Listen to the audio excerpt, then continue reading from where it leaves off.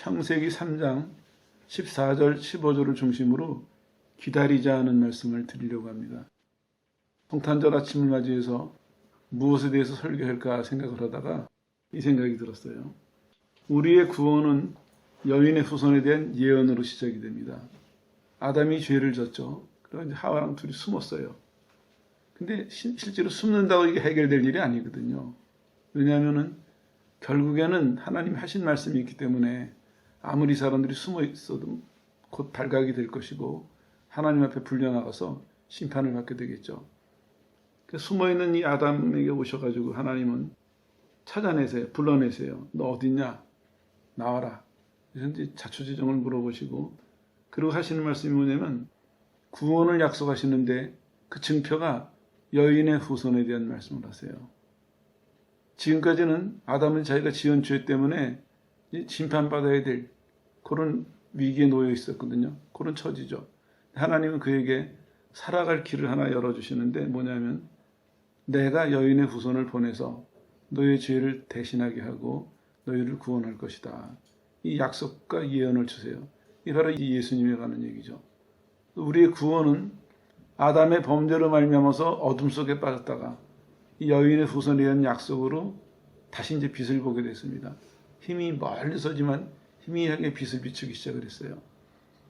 이제 인류는 이 시간 이후로는 예수님께서 오셔가지고 구원하시는 그 시간까지 계속 기다리는 게 이제 인류가 취해야 될 태도가 되겠죠. 왜냐하면 다른 길은 없으니까. 구원받을 다른 길은 없으니까 오직 하나님의 약속 혹은 예언에 따라서 그 여인의 후손이 오시기를 이제 기다려야 했습니다.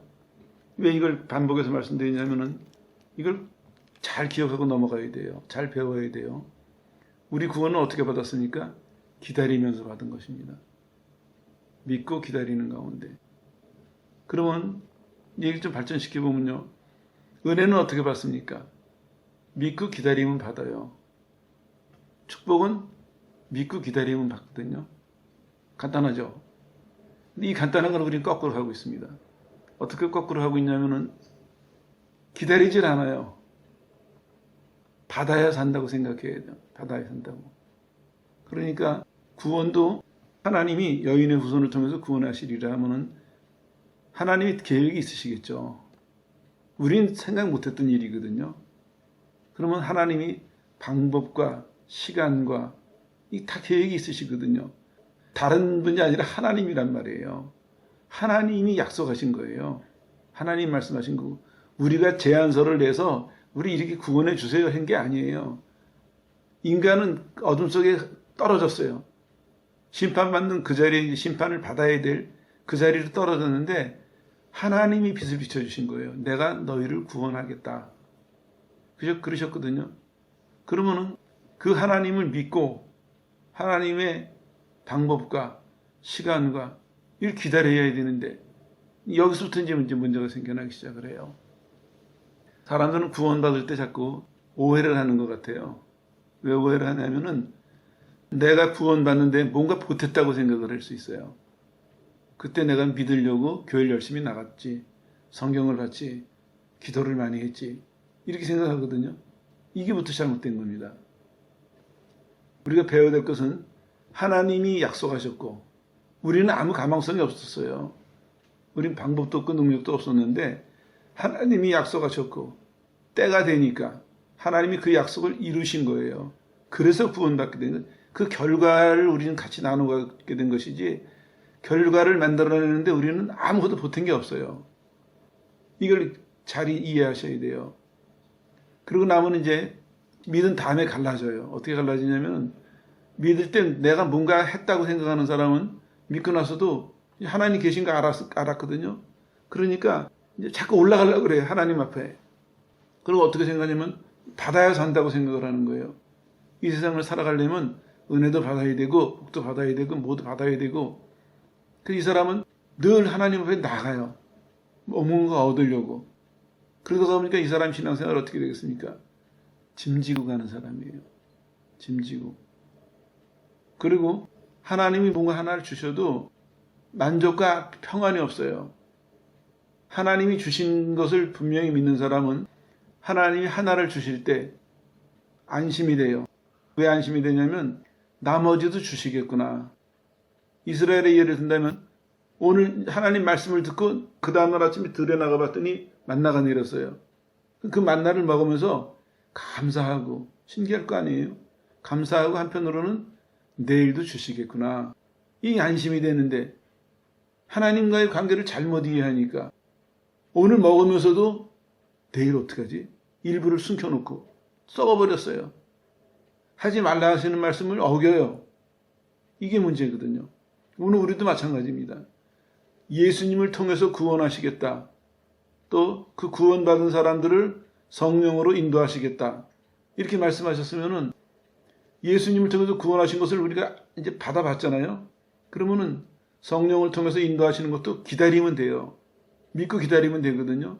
근데 우리는 믿고 기다리지 못하고 우리가 자꾸 올라가요. 우리가 뭔가 얻으려고. 근데 얻어질 수 있는 게 아니거든요. 왜냐하면 하나님의 약속 속에는 하나님의 계획과 특별히 하나님의 그 권위가 들어있는 거거든요. 그거는 하나님의 계획이 그냥 계획이 아니라 하나님의 법이에요.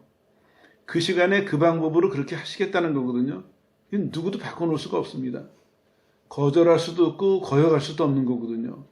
근데 우린 자꾸 이걸 범하고 있어요. 신앙생활을 복잡하게 만드는 것입니다. 오늘 성탄절도 마찬가지입니다. 성탄절을 맞이해서 여러분들 여러 가지 생각을 하실 텐데 다 지우시고 새로 쓰세요. 뭐냐? 첫 번째, 기다리자. 이거 기다려야 받는 것이다. 왜냐? 약속을 하신 거기 때문에. 하나님이 언약을 하신 거기 때문에 기다리면 됐어요. 이거를 철저히 배웠어야 됐습니다. 그래야 그 이후에 그 여인의 후손이 오셨을 때 우리가 따라갈 수 있는데 이 첫 과정을 제대로 못 배워놓으니까 여인의 후손이 오셨어도 우리 지금 어떻게 하고 있습니까? 예수님이 성령으로 우리와 함께 계시는데도 우리가 계속 앞서가요. 계속 문제를 일으켜요. 여러분의 삶이 왜 고달픈 줄 아십니까? 구원 받았어요, 분명히. 하나님에 대한 지식도 있어요. 경험도 있어요. 일부 경험만, 축복도 경험해 봤어요. 근데 왜 만족이 없습니까? 우리가 앞서가 있기 때문이에요.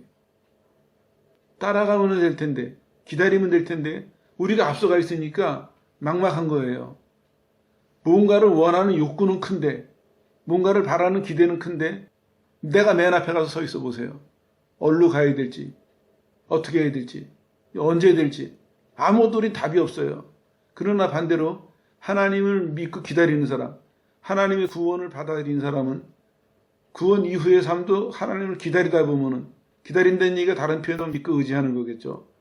기다리다 보면은 그 이후의 삶도 하나님이 인도하실 텐데, 자꾸 우리가 나서는 거예요. 이 말씀을 왜 드리냐면은 사람들이 은혜가 없어서가 아니라 은혜를 받은 다음에 실수를 하기 때문이에요. 가끔 이제 만나면 그렇게 말하는 사람이 있어요. 아유, 목사님, 기도 못해가지고 참 힘들어요. 답답해요. 굉장히 신앙적인 것 같죠? 근데 미안하지만 상당히 인간적입니다. 내가 기도하는 것이 중요한 것이 아니라 하나님이 나를 구원하셨다는 사실이 중요해요. 근데 우리는 자꾸 옛날 방식으로 생각하는 거예요. 뭔가 해야 받는 것으로. 이렇게 자꾸 공로로 생각하는 거예요.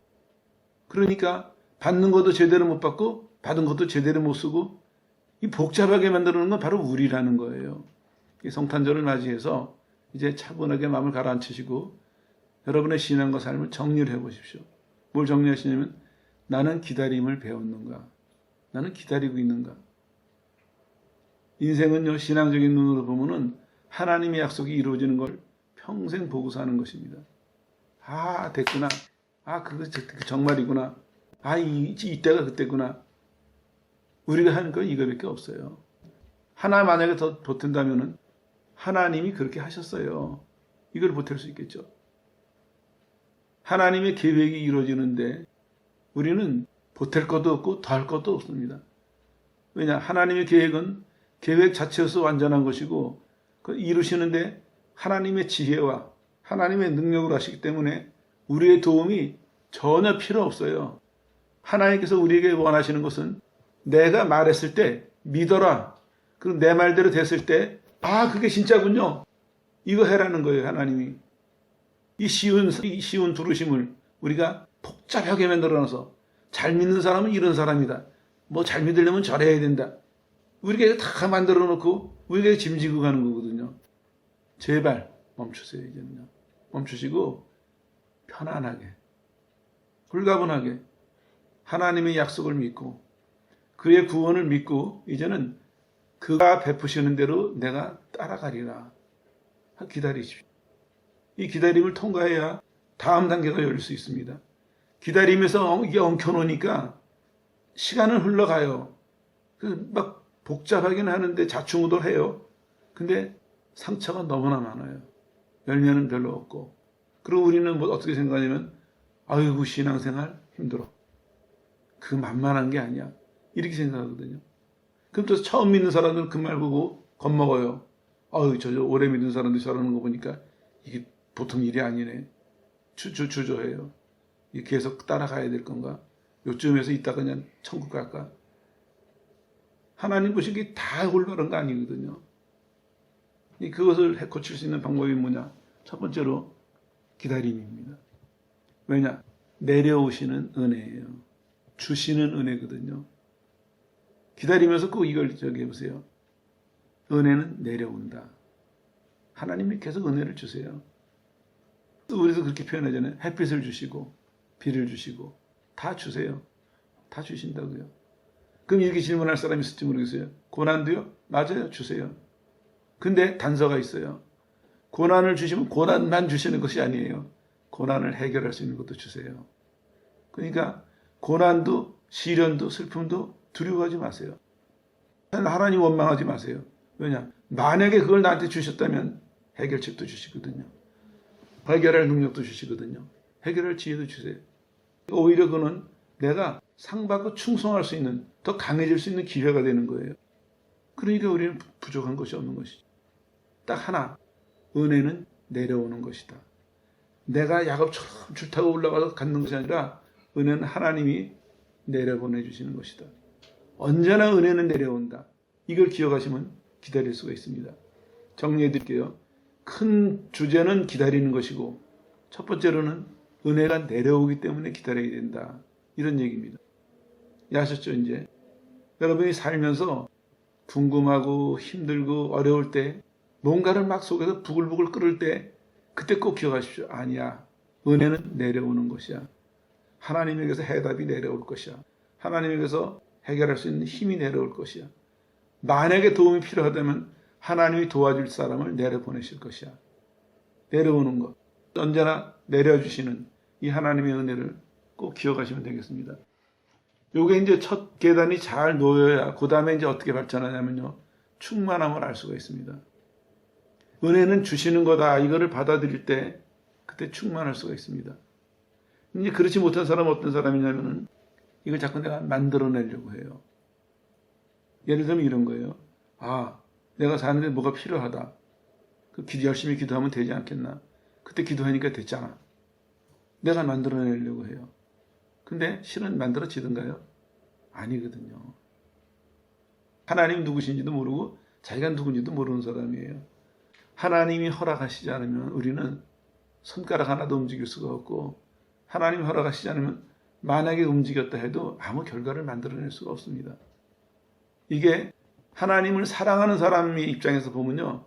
참 복된 말씀이고 하나님을 사랑하지 않는 사람한테 보면 엄청 불편한 말이에요. 왜 이렇게 우리를 구박하셔? 왜 우리 마음대로 못하게 하셔? 당연히 필요한데 이렇게 되는 것이고 하나님을 사랑하는 사람에게는 그럼 내 삶의 전체가 하나님의 살펴보심 속에 있고 하나님의 도우심 속에 있으니까 좋은 말씀이고 갈라지는 거예요. 똑같아요. 은혜는 주시는 거다. 배운 사람은 또 그렇게 살아가는 사람은요. 하나님께서 내게 주신 지금까지 받은 은혜와 축복을 통해서 하나님의 사랑을 알게 돼요. 하나님의 사랑을. 이 사람은 얼마큼을 받았든지 간에 편안해요. 안심이 돼요. 그리고 남은 거에 대한 것에 대한 믿음이 있어요. 소망이 있는 거예요. 요만큼 내가 받은 거 확실하잖아요. 나머지도 주실 것을 믿는 거예요. 광야에서 40년은 가야 되지만 오늘 하루 만나를 먹으면서 39년 11개월 29일치를 믿는 거예요. 소망하는 거예요. 근데 여기서 문제가 생기는 거거든요. 주시는 은혜를 충분히 배우지 못했어요. 그러니까 받았는데 태도는 달라요.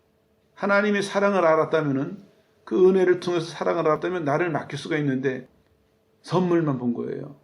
그러니까 너무나 선물은 좋아요. 늘 감사해요. 눈물 나게. 근데 미래를 생각하면 불안해요. 그러니까 이걸 가지고 내가 이제 또 꾀를 내는 거예요. 야곱처럼. 이걸 어떻게 만들어 볼까? 비슷한 거를 내가 생산해 볼까? 어디 가서 구해 볼까? 별의별 꾀를 다 내기 시작하는 거거든요. 그러면서 인간은 스스로 고통 속에, 고민 속에 빠져들어가는 것입니다.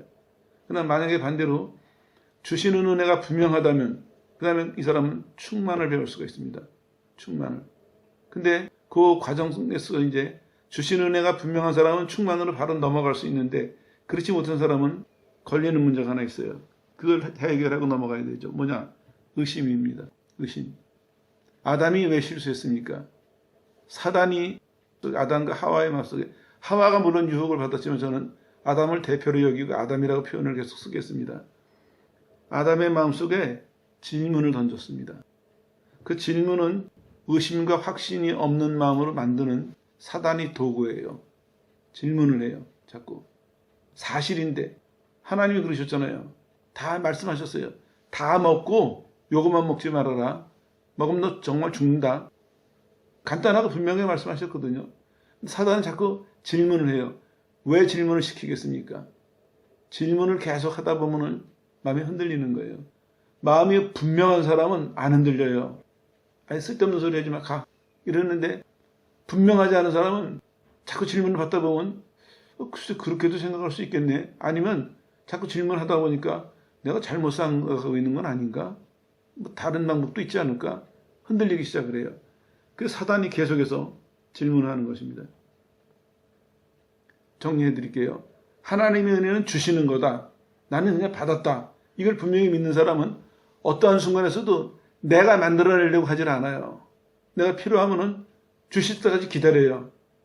왜냐하면 다른 길은 없으니까 나한테. 그러니까 이 사람은 기다리면서 답답하면 하나님 빨리 좀 주시면 안 됩니까? 딱 한 가지예요. 주신다. 나는 받는 것이다. 여기서 벗어나질 않는 거예요. 근데 이제 자꾸 시간이 지나가다 보면은 마음속에 질문이 생겨요. 사단이 질문을 자꾸 해줘. 되겠냐 진짜? 너 확신해? 그러다 보면 이제 하나님만 바라보던 사람이 다른 방법 있지 않을까? 마음이 갈라지기 시작을 하는 거예요. 이 생각도 해보고 저 생각도 해보고. 어떻게 되겠습니까? 마음이 약해져요. 이 약해지는 이게 시험에 넘어갔는데 첫걸음입니다. 질문을 이겨야 돼요. 두 번째로는 충만한 사람은 정확한 지식이 있기 때문에 이길 수 있습니다. 사단은 명령을 속였죠. 어떻게 속였냐면요. 어떤 거는 더 엄하게 표현했고 어떤 거는 더 약하게 표현했어요. 하나님의 축복은 엄하게 표현했어요. 뭐냐? 하나님은 다 먹으라 그랬어요, 이거. 근데 뭐라고 사단은 속여요. 만지지도 말라 그러셨냐? 그리고 하나님의 벌을 약하게 속여요. 정령 죽으리라는 얘기를 죽을까 하노라 이렇게 속여요. 그러니까 어떻게 되겠습니까? 하나님의 명령에 대해서 중요하게 생각하고 어겼을 때 벌에 대해서 무섭게 생각하던 이 사람들의 마음을 싹 바꿔놓는 거예요. 정말 지켜야 될 것은 별것 아닌 것처럼 해놓고 안 지키면 큰일 나는 것은 슬그머니 없애버리고 사람의 마음을 흐트러 놓는 거예요. 그러니까 어떻게 되겠습니까? 날터가 바뀌어요. 창세기 때 설명드렸죠. 하나님이 한 얘기가 이제 처음에는 여호와께서 이렇게 나오다가 그 다음에 사단이 쓰는 하나님이 대한 생각이 변했다는 표현이거든요. 태도가 변했다는 표현이에요. 그렇게 이제 따라가게 되는 것이죠. 정확한 지식이 없으면 흔들리고 그 다음에 이제 그 흔들릴 때쯤 되면 오해를 하게 만들어요. 거짓말하는 분들을 만들죠. 안 죽어. 하나님 너희들한테 거짓말한 거야. 안 죽어. 안 죽어 하면서도 사람이 따먹도록 계속 부추기는 거죠. 사람들이 왜 사단의 거짓말을 믿냐면요. 사단은 참 놀라워요. 중요한 부분을 감춰요. 뭐라고 감추냐면 선을 행할 능력이 없이 선을 알게 된 거, 악을 대항할 능력이 없이 악을 알게 된다. 요거를 싹 감춰요. 하나님이 막으신 이유가 바로 그겁니다. 너희가 내 말을 어기면은 그 다음에는 선을 행할 능력을 잃어버릴 것이다. 그리고 어떻게 선을 행하겠느냐? 악을 대항할 능력을 잃어버릴 것이다. 그리고 어떻게 대항할 것이냐? 그래서 내 말을 벗어나면 안 된다. 이렇게 말씀하신 거거든요. 앞부분을 싹 빼버렸어요. 나이가. 그게 뭐라고 속여요? 아니야. 너 하나님처럼 될 거야. 엉뚱한 소리만 딱 가서 속이는 거예요. 이 사람이 속아 넘어간 거예요. 이게 다 왜 이런 일이 생기냐면은 충만하지 못하니까. 내가 갖고 있는 게 확신하지 못하니까. 이게 충만하면은 다른 게 들어올 틈이 없겠죠. 우리 속에 내 생각과 내 마음과 삶 속에 은혜는 하나님이 주시는 거야. 그리고 하나님 주시기 때문에 부족하지 않아. 모자르지 않고 힘들지 않아. 언제나 주시는 거야. 필요할 때마다 더 주실 수도 있어. 이렇게 그런 믿음으로 꽉 차 있는 사람은 오늘 현실이 좀 어려워도 흔들리지 않습니다. 왜냐하면 이 사람 마음속에 뭐가 있습니까? 은혜에 대한 믿음과 생각이 있거든요. 근데 그게 꽉 차 있지 않은 사람은 어떻게 되겠습니까? 그 비어있는 공간이 흔들리는 거예요. 사단의 거짓말로, 사단의 유혹으로, 사단의 다른 소리로 그 작은 공간 안에서 이제는 이거를 뒤집어 버리는 것입니다. 내가 쏟아요, 은혜를. 하나님 주신다는 은혜를 내가 다 쏟고 어떻게 돼요? 내가 하나님처럼 되려고 내가 나서서 따먹어요. 이것 때문에 말씀드리는 거거든요. 주시는 은혜가 분명하면은 그 다음에는 충만해지게 됩니다. 이게 정상적인 과정이에요. 만약에 이게 안 되는 사람은 점검을 하셔야 돼요. 나는 어느 과정에서 문제가 있는가. 반복하지는 않겠습니다. 그리고 이제 이렇게 되면은 우리가 신앙생활을 배우게 되는 것이죠. 아, 은혜는 주시는 것이고 은혜는 주시는 거기 때문에 이렇게 우리 속에 머물고 있구나. 이걸 배우게 돼요. 그걸 배운 사람은 가만히 있지 못해요. 어떻게 하냐? 말하게 되겠죠. 내 속에 충만하니까. 내가 평생 쓸 만큼 갖고 있는 건 아니에요. 그러나 하나님의 구원과 오늘까지 내게 주시는 그 은혜를 본다면은 평생이 믿어지죠. 평생이 보장이 된 거예요. 내 손에는 없지만 이미 하나님 어떻게 하셨어요? 약속하신 거니까. 하나님 이렇게 말씀하세요. 여인의 후손은 뱀의 머리를 상할 것이고 창세기에 나온 말씀이죠. 요한복음 1장은 이렇게 말씀하세요. 그 여인의 후손은 은혜와 진리가 충만했다. 이렇게 말씀하고 있어요. 요한복음 1장 14절. 충만한 분이 우리 속에 이제 오신 거거든요. 그분을 주신 거거든요. 그러니까 이 사람들은 부족할 게 없는 것이죠. 부족할 게 없는 사람이니까 이 사람들은 이제는 내 속에 있는 충만함이 남에게 전해줄 길밖에 없습니다. 그래서 전파하자는 것입니다. 세원에는. 기다리는 사람은 주시는 것에 눈을 뜨고 주시는 것으로 충만해지고 그 다음에 전파할 수밖에 없다 이런 얘기죠. 이게 오늘 성탄절을 맞이하는 우리들이 다시 한번 새겨보고 다시 한번 점검해봐야 될 내용인 것입니다. 그러면 전하면 됩니다. 뭘 전하면 될까요? 여인의 후손을 주신 하나님의 사랑을 전하면 돼요. 그 여인의 후손이 와서 우리에게 무엇을 하셨는지, 내 인생을 어떻게 하셨는지, 내 삶을 어떻게 하셨는지 그거 전하면 돼요.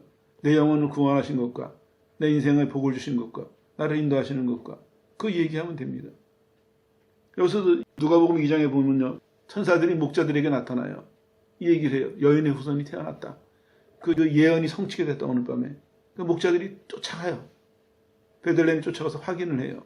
나가서 사방에서 퍼뜨리고 있어요. 그날 밤에 우리가 천사들의 인도함을 받았고 가서 확인했다. 우리는 봤다. 우리는 영접했다. 목자들이 나가서 전하기 시작을 했습니다. 우리도 이거 하면 돼요. 성탄절에 다시 생각해보고 다시 다짐할 것이 바로 이겁니다. 하나님은 분명히 여인의 후손이라는 예언을 통해서 은혜는 주시는 것이다 말씀하셨고 우리한테 확인하셨어요.